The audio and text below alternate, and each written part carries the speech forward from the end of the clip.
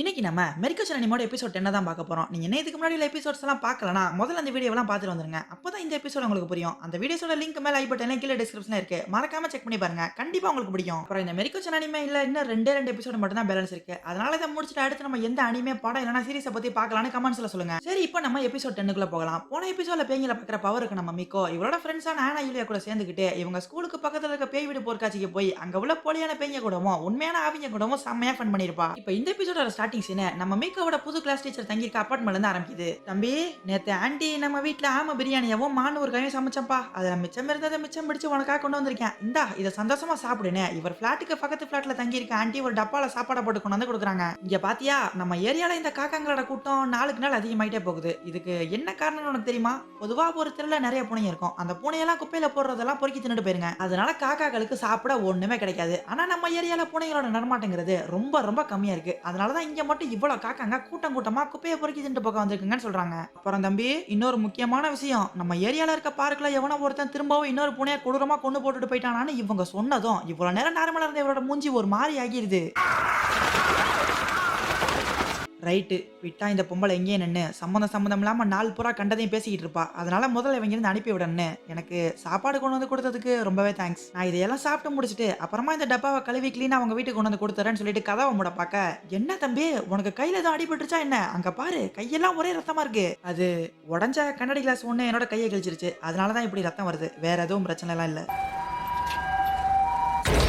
ஒரு வழியா அந்த ஆண்டி அனுப்பி விட்டு அவங்க போன அடுத்த நிமிஷமே அவங்கள்ட்ட இருந்து வாங்கின ஆம பிரியாணியவும் மான் ஒரு கையும் குப்பையில போட்டுட்டு ரத்த கலரே இருக்க தன்னோட கையை தண்ணியில கழுவிட்டு இருக்காரு. அடுத்து எப்பவும் போல பக்காவா ரெடியாகி வீட்டுல உள்ள குப்பையெல்லாம் எடுத்துட்டு போய் குப்பை தொட்டியில போட்டுட்டு வழக்கம் போல தன்னோட வேலையை பார்க்க ஸ்கூலுக்கு கிளம்பிறாரு. இவர் போற வழியில இவங்க ஏரியா ஃபுல்லா காணாம போன பூனைகளோட போஸ்டரையும் விலங்குகளை கொடுமைப்படுத்துறதும் கொலை பண்றதும் சட்டப்படி குற்றங்கிற போஸ்டரையும் நிறையவே ஒட்டி வச்சிருக்காங்க. நம்ம மீக்கோட கண்ணுக்கு மட்டும் இல்ல இங்க இருக்க காக்காங்களோட கண்ணுக்கு கூட இந்த ஆளு ஒரு மர்மமான ஆபத்தான ஆளா தான் தெரியாரு. இப்ப அடுத்த சீன்ல நம்ம மீக்கோட ஸ்கூலை காட்ட இங்க எல்லா பொண்ணுங்களும் பிசிக்கல் ஃபிட்னஸ்க்காக ரன்னிங் போயிட்டு இருக்காங்க. இன்னும் லஞ்ச் பீரியட் வரதுக்கு எவ்வளவு நேரம் இருக்கு? எது லஞ்ச் பீரியடா? அடியே நம்ம ஸ்கூல் ஆரம்பிச்சு 1/2 மணி நேரம் தாண்டி ஆகுது. அதுக்குள்ள உனக்கு பசி வந்துருச்சா? இன்னமும் லஞ்ச் பீரியட் வரதுக்குலாம் எவ்வளவோ டைம் இருக்கு. அது காலையில ஸ்கூலுக்கு வர லேட் ஆச்சேன்னு வெறும் 7 தோசை மட்டும் தான் சாப்பிட்டேன். அதனாலதான் இன்னைக்கு கொஞ்சம் சீக்கிரமாவே பசிக்க ஆரம்பிச்சிருச்சு. அடியே ஏண்டி வர வர இந்த அட்டூழியம் பண்ற? கொஞ்ச நேரம் அமைதியா தான் இரு. மீக்கோ நான் உன்கிட்ட ஒரு முக்கியமான விஷயத்த சொல்லி ஆகணும். இப்போலாம் என்னன்னு தெரியல. எனக்கு முன்ன இருந்ததை விட பயங்கரமா பசி எடுக்குது. பேசாத பத்தி பத்தி தேவலாம் பேசிட்டு இருக்காத. யாரு கண்டுக்காதீங்க உன. ஏண்டி நீ என்ன மனுஷ ஜென்மமா இல்லனா காட்டு தண்ணி திங்கிற சாப்பாட்டு பூதமா? சொல்ல சிரிப்பா வருதுடா. நான் இங்க மனசு வருத்தத்துல இருக்க உனக்கு சிரிப்பு வருதா? போடா அங்கடி எந்திரிச்சு அடிக்க போறேன் சப்பு சப்புன்னு. ஏனா யார் என்ன சொன்னாலும் பல விதமா உனக்கு கிண்டல் பண்ணாலும் உனக்கு பிடிச்ச விஷயத்த மாத்திக்காம தொடர்ந்து தைரியமா அதே பண்ற பாத்தியா? அதுதான் உன்கிட்ட எனக்கு ரொம்பவே பிடிச்சதுன்னு மீக்க சொல்றா. குட்ட குதிரை வாளுங்களா சும்மா ஒரே இடத்துல நின்னுக்கிட்டு வெட்டி கதை பேசிக்கிட்டு இருக்காம இன்னும் 2 ரவுண்ட் ஓடுங்கடி. உங்க பிடி டீச்சர் வேற கத்துறாங்க. சரி வா ஆனா நம்ம 2 பேரும் சின்னதா ஒரு ரேஸ் வச்சுக்கலான்னு மீக்கோ ஆனாவை தனியா விட்டுட்டு வேகமா முன்னாடி ஓடி போயிட்டு இருக்க. ஏமா என்ன இது வயசு பிள்ளைங்க எல்லாம் என்ன இவ்வளவு ஸ்லோவா ஓடிக்கிட்டு இருக்கீங்கன்னு ஒரு வித்தியாசமான குரல் கேக்குது. என்னன்னு பார்த்தா இவ்வளவு தாண்டி செம்ம ஸ்பீடா ஒரு பேய் குடு குடுன்னு ஓடி போகுது. யாராவே முரட்டாளா ஓடிக்கிட்டு இருக்கா? ஏய் யாராவே? அந்த காட்டு மிராண்டி பேயை பார்த்து மிரண்டு போன மீக்கோ இப்போதைக்கு நமக்கு ரன்னிங்லாம் வேணாம், பேசாம ஆனா கூட பொறுமையா வாக்கிங்கே போய்க்கலான்னு ஓடுறதே வெறுத்துறா. இப்ப ரன்னிங் வாக்கிங் எல்லாம் முடிச்சிட்டு எல்லா பொண்ணுங்களும் அடுத்த பிள்ளை கரெக்டா கிளாஸ்க்கு வந்துடுறாங்க. கிரவுண்ட்ல தான் பேய்ங்க தொல்லையா இருக்குன்னு பார்த்தா கிளாஸ் ரூம்குள்ளே அந்த சாரு பின்னாலே ஒரு பொம்பளை பேய் சுத்திட்டு இருக்கும்ல, அது வந்து இங்க இருக்க ஸ்டூடெண்ட் மூஞ்சியா வச்ச கண்டு வாங்காம முறைச்சு பாத்துக்கிட்டு இருக்கு. சரி சந்திரமுகி நீ படிச்சது போதும் கீழே உட்கார்ந்து உங்க சார் சொல்ல. எது சந்திரமுகியா? சார் என் பேரு மொரினா. என்ன நீங்க எப்ப பார்த்தாலும் எங்க எல்லாரோட பேரையும் தப்பு தப்பாவே சொல்றீங்க? சீக்கிரமா உங்க ஸ்டூடெண்ட்ஸ் பேரெல்லாம் மனப்பாடம் பண்ணுங்க சார்னு கிண்டல் பண்ணி சிரிச்சுக்கிட்டு இருக்காங்க. டேய் இவன் வேற என்னை ரொம்ப டார்ச்சர் பண்றான்டா. என்னடி இது இந்த கொடுமையை நம்ம எங்கன்னு போய் சொல்றது? நம்ம சார் பார்க்க எவ்வளவு அழகா ஸ்மார்ட்டா இருக்காரு, ஆனா இவருக்கு நம்ம பேர் என்னங்கிறது கூட ஞாபகத்துக்கே வர மாட்டேங்குதே. இவரை வச்சுக்கிட்டு நம்ம என்னதான் பண்றதுன்னு இங்க உள்ள பொண்ணுங்க சும்மா ஜாலியா பேசிக்கிட்டு இருக்க. இவங்க சொன்னதெல்லாம் கேட்டு அந்த பேய் கோவத்தோட அந்த பொண்ணுங்க பக்கத்துல போய் அவனை பார்க்காத அவனை பத்தி பேசாதன்னு ஒரு மாதிரி டெரரா கத்துது. சரி அடுத்த பக்கத்தை காஞ்சனா எந்திரிச்சு வாசிக்க ஆரம்பி. சார் என்ன சார் உங்களோட ஒரே ரோதனையா போச்சு? நம்ம கிளாஸ்ல சந்திரமுகி காஞ்சனா அருந்ததினா யாருமே கிடையாதுன்னு திரும்பவும் இங்க உள்ள பொண்ணுங்க டீச்சரே நக்கல் பண்ணி சிரிக்க ஆரம்பிச்சிடுறாங்க. இப்ப நம்ம கிளாஸுக்குள்ள இருக்க இதே பூதம் தான் நேத்து லஞ்ச் பிள்ளை எனக்கு பின்னால வந்து அவனை பாத்தீங்கன்னா உன்னோட 2 கண்ணை தோண்டி போடுவேன்னு மிரட்டிட்டு போச்சு. இது எதுக்கு இப்ப இங்க வந்து எல்லாரையும் முறைச்சு பார்த்து கத்திக்கிட்டு இருக்கேன்னு தெரியலையேன்னு யோசிச்சுட்டு இருக்க. இவங்க சார் அடுத்த பொண்ணு எந்திரிச்சு புக்க வாசிக்க சொல்றாரு. இப்ப அந்த பொண்ணு எந்திரிச்சு படிக்க ஆரம்பிச்சதும் இந்த பேய் அவகிட்டையும் போய் அவனை பார்க்காத இல்லனா உன்னோட 2 கண்ணை தோண்டி போடுவேன்னு அதே டைலாக் தான் திரும்ப திரும்ப சொல்லுது. ஆஹா இது என்ன எல்லா இடத்துலயும் ஒரே வசனத்தையே சொல்லிக்கிட்டு சுத்திக்கிட்டு இருக்கு. சரி அது எதையோ பண்ணி தொலையட்டும், நம்ம அதை பார்க்காம கண்டுக்காம இருக்க வர நமக்கு எந்த பிரச்சனையும் வராதுன்னு சொல்லி வாய மூடுறதுக்குள்ள அந்த செலந்தி பூதம் அசால்ட்டா இவங்க டீச்சரோட உடம்புக்குள்ளே புகுந்துருது. இதுல இவரை சுத்தி நிறைய ஆத்ம சாந்தி அடையாத பூனைகளோட பேய் வேற நின்னுகிட்டு இருக்குங்க. இந்த கொடூரத்தெல்லாம் பார்த்ததுமே நம்ம மீகோக்கு ட்ரெயின்ல வச்சு பார்த்த கோடாரி பூதம் ஞாபகத்துக்கு வருது. அட ஆமால, நம்ம இதே மாதிரி ஒரு பேய் பொண்ணோட உடம்புக்குள்ள இருந்து வெளியே வரத மெட்ரோ ட்ரெயின்ல வச்சு பார்த்தோமே. பேசாம அந்த கோடாரி பூதத்துக்கிட்ட ஏதாச்சும் ஹெல்ப் கேட்டு பார்க்கலாமா? அடச்சை, அது கிட்ட போய் எப்படி பேசுறது? அது என்ன நம்ம ஃப்ரெண்டா? இன்னைக்கு எனக்கு என்ன ஆச்சுன்னே தெரியலையே. ஏன் இப்படி கண்டதெல்லாம் தோணுதுன்னு செம்ம டென்ஷன்ல தலையை பிடிச்சிட்டு உட்காந்துருக்க. ஏமா மீகோ, கிளாஸ்ல உட்காந்து தூங்காம சுறுசுறுப்பா எந்திரிச்சு அடுத்த பக்கத்தை வாசின்னு உங்க டீச்சர் சொல்றாரு. பார்த்தா அவர் உடம்புக்குள்ள போன பூதம் திரும்ப வெளியே வந்து இப்ப நம்ம மீகோக்கு ரொம்பவே பக்கத்துல நின்று கோலவெறியோட முறைச்சு பார்த்துக்கிட்டு இருக்கு. இதனால ஏற்கனவே பதட்டத்துல இருந்தவ இப்ப பேனிக் மோடிக்கே போயிடுறா. இருந்தாலும் எப்படியோ ஒரு வழியா பயத்தை சமாளிச்சு கை கால் எடுக்கத்தெல்லாம் கட்டுப்படுத்தி தட்டு தடுமாறி எந்திரிச்சு நின்று டீச்சர் சொன்ன மாதிரி புக்கை வாசிக்க ஆரம்பிச்சிடறா. பார்க்காதே பார்க்காதே. ஐயோ, இதுக்கு மேல என்னால இதை சமாளிக்கவே முடியாதுன்னு மீகோ கிட்டத்தட்ட அழுகிற நிலைமைக்கே வந்துடுறா. இதுல இருக்கிற பிரச்சனை எல்லாம் போதாதுன்னு ஒரு பக்கம் இவளோட டீச்சர் கிட்ட வர, இன்னொரு பக்கம் அந்த பூதமும் இவளுக்கு ரொம்பவே பக்கத்துல வந்துகிட்டு இருக்கு. என்னடா இது, கிளாஸுக்குள்ள ஒரே டர்ரு பூருன்னு சத்தமா இருக்கு. அந்த சவுண்ட் எல்லாம் எங்க இருந்து வருதுன்னு பார்த்தா அதெல்லாம் நம்ம ஆனா வயித்துல இருந்தா வருது. சாரி சார், என்னைய மன்னிச்சுக்கோங்க. இன்னைக்குன்னு பார்த்து எனக்கு செம்மையா பசிக்குது. அதனால என் உடம்புல சுத்தமா எனர்ஜியே இல்ல. கொஞ்ச நேரம் டைம் கொடுத்தீங்கன்னா ஸ்கூல்ல இருக்க ஹாஸ்பிட்டலுக்கு போய் ரெஸ்ட் எடுத்து எனர்ஜி ரீஃபில்ட் பண்றேன்னு அரை மயக்கத்துல பேசிக்கிட்டு இருக்கா. இவ சொன்னதை கேட்ட அடுத்த நிமிஷமே மொத்த கிளாஸ் ஆனாவை பயங்கரமா கிண்டல் பண்ணி கலாய்ச்சி தள்ளி சிரிக்க ஆரம்பிச்சிடறாங்க. ஆனா மீக்க மட்டும் இதாண்டா நம்ம இந்த பேய் பிசாசுங்கள்ட்ட இருந்து தப்பிக்க சரியான சான்ஸ்னு ஆனாவை கூப்பிட்டு கிளாஸ் ரூம் விட்டு வெளியே போயிடுறா. சுகர் வந்தவன், பைல்ஸ் வந்தவன், பக்கவாதம் வந்தவன்லாம் எனக்கு அடியாளு. இவங்களை வச்சு நான் சண்டை செய்யணும். சாரி மீகோ, இன்னைக்கு எனக்கு என்னாச்சுன்னே தெரியல. 3வது பீரியட் ஆரம்பிச்சதுமே பயங்கரமா பசிக்க ஆரம்பிச்சிருச்சு. இப்ப நான் உனக்கு தேவையில்லாம நிறைய தொந்தரவு கொடுக்கறேன்ல. ஆனா உன்னால எனக்கு எந்த தொந்தரவுமே இல்ல. சொல்ல போனா இன்னைக்கு என்னைய பெரிய ஆபத்துல இருந்து காப்பாத்துனதே நீயும் உன்னோட பசியும் தானே. ஆனந்த கண்ணீரோட மீகோ ஆனாக்கு நன்றி சொல்றா. என்னை வச்சு ஒன்னும் காமெடி கிமெடி பண்ணலையே. இப்படி அவங்க 2 பேரும் ஸ்கூல் ஹாஸ்பிட்டலுக்கு போறத யூலியா அவரோட கிளாஸ்ல உட்காந்து பாத்துக்கிட்டு இருக்கா. இப்ப அடுத்த சில யூலியா எனக்கு என்னாச்சுன்னு பாக்கலாம்னு ஸ்கூல் ஹாஸ்பிட்டலுக்கு வரா. கொஞ்ச நேரத்துக்கு முன்னாடி நீங்க 2 பேரும் இந்த பக்கமா வரத பார்த்தேன். அதான் உனக்கு என்னாச்சுன்னு விசாரிச்சுட்டு போலாம் நீங்க வந்தேன். ஆமா, உனக்கு என்ன பிரச்சனை? உடம்பு எதுவும் சரியில்லை என்ன? ஆடா ஏமா நீ வேற. இந்த பயவுள்ளைக்கு எந்த பிரச்சனையும் இல்ல. எப்பவும் போல பயங்கர பசியில இருக்கா, அவ்வளவுதான். அது டெய்லியும் காலையில ஸ்கூல் வரதுக்கு முன்னாடி ஒரு 13-14 தோசையாச்சும் சாப்பிடுவேன். ஆனா இன்னைக்கு லேட் ஆச்சுன்னு வெறும் 7 தோசை மட்டும் தான் சாப்பிட்டேன். அதனாலதான் எனக்கு இந்த நிலைமைன்னு ரொம்பவே ஃபீல் பண்ணி சொல்றா. வெறும் 7 தோசையா? உனக்கு இருக்கிறது வயிறா இல்ல ஹாட் பாக்ஸ்னே தெரியல. சரி, எது எப்படியோ இப்போதைக்கு தான் இந்த மிட்டாயை சாப்பிடு.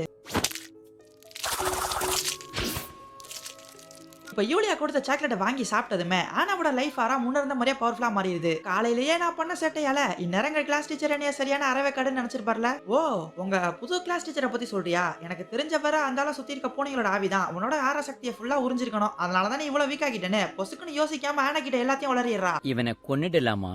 எது ஆற சக்தியா? நீ எதை பத்தி பேசுற? ஐயோ, ஆனாக்கு இதுவரை எங்களுக்கு இருக்க சக்தியை பத்தி எதுவுமே தெரியாதுங்கிறத மறந்து அவசரப்பட்டு வாய விட்டோமே. சரி, என்னத்தையாவது சொல்லி சமாளிப்போம். அது காலையில நீ கம்மியா சாப்பிட்டேன்னு சொன்னில, அதான் பசி உன்னோட எனர்ஜியை ஃபுல்லா காலி பண்ணிருச்சுன்னு சொன்னேன். வேற எதுவும் இல்ல. அதை பத்தி தான் சொன்னியா? நீ கொடுத்த மிட்டாயை சாப்பிட்டதும் இப்ப பசி குறைஞ்சு என்னோட சக்தியெல்லாம் அதிகமாயிருச்சு ஆனா சொல்றா. ஐயோ, இனி பேசும்போது பார்த்துதான் பேசணும். இல்லன்னா இந்த மீக்கோ நம்மள தனியா கூப்பிட்டு போய் அடி பொழந்துருவா. யூலியா கண்ணுக்கு நம்ம டீச்சரை சுத்தி உள்ள பூனைகளோட ஆவி தெரியுது. ஆனா அந்த பெரிய சிலந்தி புதம் தெரியல. அது போக இவ ஆனாவோட லைஃப் ஆனா எனர்ஜியை பேய் உறிஞ்சுக்குச்சுன்னு நமக்கு தெரியாத புதுசா ஏதோ ஒரு விஷயத்தை பத்தி சொல்றா. இவ்வளவு நாளா நான் நம்ம ஆனா சும்மா தான் பசிக்குதுன்னு நிறைய சாப்பாட்டை சாப்பிட்டுக்கிட்டு சுத்தி இருக்கான்னு நினைச்சேன். ஆனா இவளோட எனர்ஜி எல்லாம் சுத்தி உள்ள பேய் எடுத்துக்கிறதுனாலதான் இவளுக்கு சாதாரண ஆளுங்களை விட அதிகமா பசிக்குது போல. அப்ப அந்த சார் இருக்க இடத்துல இவ இருந்தா டெய்லி இதே மாதிரி தான் சக்தியை ஃபுல்லா இழந்து மங்கி விழுந்துருவாளோ? இதை இப்படியே விட முடியாதே, ஏதாச்சும் பண்ணணுமே. சரி, நம்ம ஏன் புரியாத விஷயத்தை போட்டு பயங்கரமா குழப்பிக்கணும்? அதை பத்தி நல்லா தெரிஞ்ச யூலியா கிட்ட கேட்டு தெரிஞ்சுக்கலாமேன்னு. யூலியா, ஒரு நிமிஷம் தனியா வாயேன், உன்கிட்ட முக்கியமான ஒரு விஷயத்தை பத்தி கேட்கணும்னு சொல்ல இவன் நம்ம பேய் பிசாசுகளை பத்தி ஆனா கிட்ட வளர்னதால தனியா கூட்டு போய் போன தடவை மாதிரி பொழக்கடிச்சு விளக்கேத்திடலாம்னு பயந்து ஐயோ நின்னு பேசுற அளவுக்குலாம் எனக்கு இப்ப டைம் இல்ல, நான் செம்ம பிஸியா இருக்கேன்னு இங்க இருந்து துண்டக்கான துணியாக்கானு தலை திரிக்க ஓடிடுறா. ஏன் இப்படி கத்திக்கிட்டு ஓடுறான்?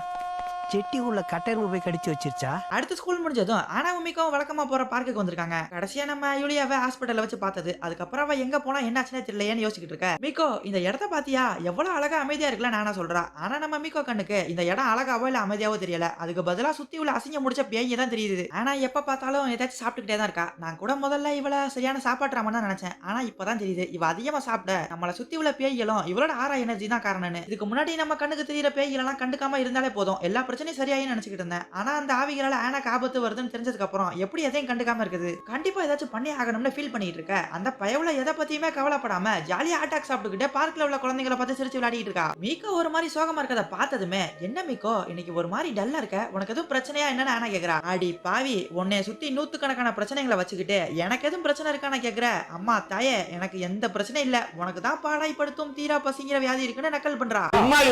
நீ ரொம்ப ஓவரா பேசுற. இப்ப பார்க்ல ஒரு சின்ன பையன் கையில மஞ்சள் கலர் பலூனை வச்சுக்கிட்டு தனியா நிக்கிறத மீகோ பாக்குறா. நம்ம ஆனா சொன்ன மாதிரி குழந்தைங்க எல்லாம் நல்லா அழகா கியூட்டா தான் இருக்காங்கன்னு அந்த பையனை பார்த்து கையாசிக்க திடீர்னு அவனோட பலூன் ஒரு மாதிரி விகாரமா மாறிடுது. இது என்னடா புது இலவா இருக்குன்னு பயத்தோட அந்த பயலைய பார்க்க அடுத்த செகண்ட் அவனோட மொத்த உருவமும் கொடூரமான பேயா மாறிடுது. ஏய், இப்ப நீ என்னைய பார்த்தல்ல, உன் கண்ணுக்கு நான் தெரியறேன்னு செம்ம ஸ்பீடா அந்த சின்ன பையலோட பேய் மீகா பக்கமா ஓடி வருது. ஐயோ, இது என்னடா நம்ம லிஸ்ட்ல இல்லாத புதுரக குஜிலி மஸ்தா இருக்குன்னு இப்ப அடுத்து என்ன பண்றதுன்னு தெரியலையேன்னு மரண பயத்துல உட்காந்துருக்க.